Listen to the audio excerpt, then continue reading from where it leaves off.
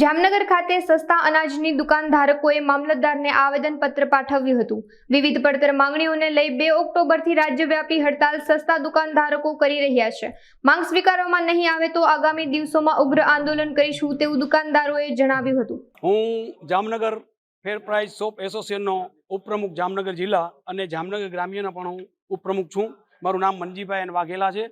આજરોજ અમે લોકોએ અમારી જે પડતર માંગણીઓ છે, જે અમારા રાજ્ય લેવલના એસોસિએશનની સાથે અમે જોડાયેલા છીએ, જે અમારી પડતર માંગણીઓ છે એ માંગણીઓની અનુસંધાનમાં આજે અમે મામલતદાર શ્રી જામનગર ગ્રામ્યને અમે એક આવેદનપત્ર આપ્યું છે અને એની અંદર અમારી જે કાંઈ પડતર માંગણીઓ છે, આની પહેલાં પણ અમે હડતાળ અને અસહકાર આંદોલન કરેલું, ત્યારની અમારી જે પડતર માંગણીઓ છે એ માંગણીઓની અનુસંધાનમાં અમને રાજ્ય લેવલથી જે આદેશ મળ્યો છે એ આદેશ મુજબ અમે આજ રોજ મામલતદાર શ્રી જામનગર ગ્રામ્યને આવેદનપત્ર આપેલું છે।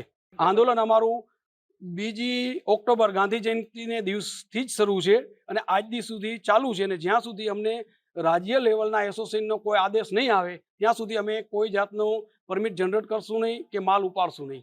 વર્ષોનો પ્રશ્ન છે। 2016થી અમારી વિતરણ ઘટ છે, જે અમને દર 100 કિલો 1 કિલો વિતરણ ઘટ મળતી હતી એ પણ મળતી નથી અને કમિશન છે 97% વિતરણનો જે જીઆર કર્યો છે એમાં ઓનલાઈન માની લો કે જે આધાર સીડિંગ થયું છે એમાં આધાર સીડિંગમાં કોઈનો ફોલ્ટ હોય તો પણ ગ્રાહક માલ લેવા આવી શકતો નથી અથવા એને માલ મળતો નથી અને વિતરણ 97% વિતરણ થાય તો જ અમને 20% સરકારે જે 20,000 કમિશન જે નક્કી કર્યું છે એ જ મળવાપાત્ર થાય છે।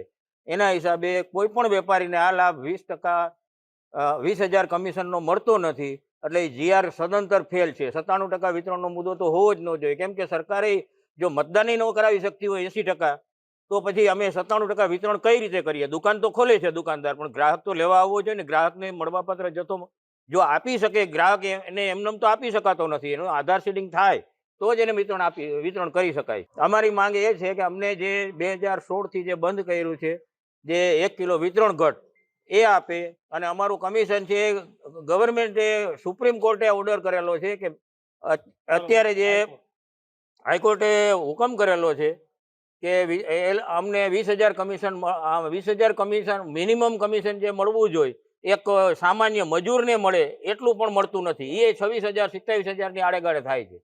તો અમારે કોમ્પ્યુટર ઓપરેટર રાખવાનો થાય છે, દુકાન રાખવાની થાય છે, દુકાનનું ભાડું, લાઇટ બિલ, આ બધું વિતરણ અને એક તોલાટ રાખવો પડે છે। એ બધાને ગણતરી કરીએ તો પણ 20,000માં પૂરું થાય એમ નથી અને સરકાર એમ કહે છે કે તમે વ્યવસ્થિત રીતે વિતરણ કરો, પણ અમને સમયસર માલ પણ મળતો નથી। તહેવારો દરમિયાન અમને 20 તારીખ સુધી માલ નથી મળતો, તો અમે વિતરણ કઈ રીતે કરી શકીએ? અમે સંઘર્ષમાં ઉતરવું પડે છે અમારે ગ્રાહકો સાથે। એટલે આ અમારી માંગણી જ્યાં સુધી પૂરી ન થાય અને રાજ્ય એસોસિએશનનો અમને આદેશ ના મળે ત્યાં સુધી અમે કોઈ પણ દુકાનદાર વિતરણ કરવાના નથી।